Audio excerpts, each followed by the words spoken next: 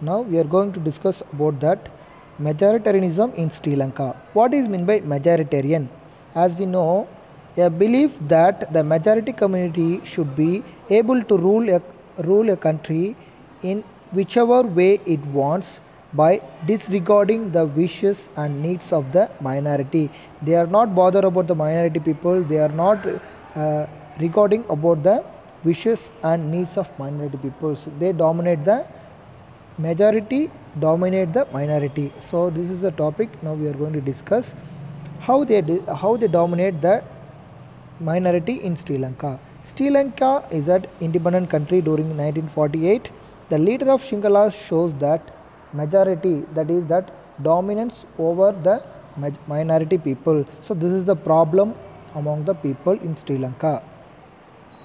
As the result of the majoritarianism in Sri Lanka, the relation between the Sinhala and the Tamil communities strained over time, which means strained means forced to make usually great effort.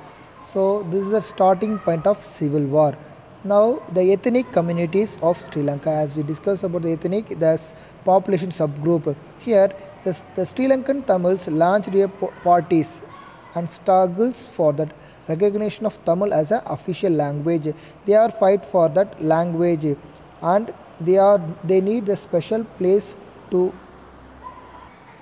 stay, and for regional autonomy and equality of opportunity in securing education and job. They need equality, right to equality. So these peoples need that equality in education and job opportunity.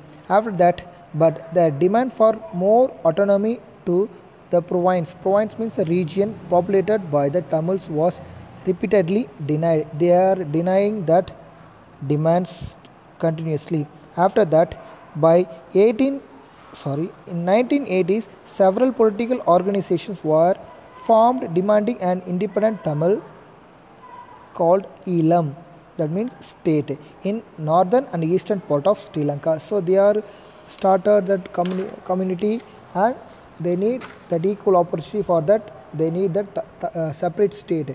After that, so here the key point is that civil war. As we know that word civil war is nothing but a violence conflict, that means fight between opposing group within a country that becomes intense, that it's appear like a war. So this is called as a civil war. So as we discussed before, they are denying that rights. They are not giving that more equal opportunity to that Tamil speaking people in Sri Lanka. For that reason, the civil wars between that Sri Lankan Tamil and Sinhala speaking people.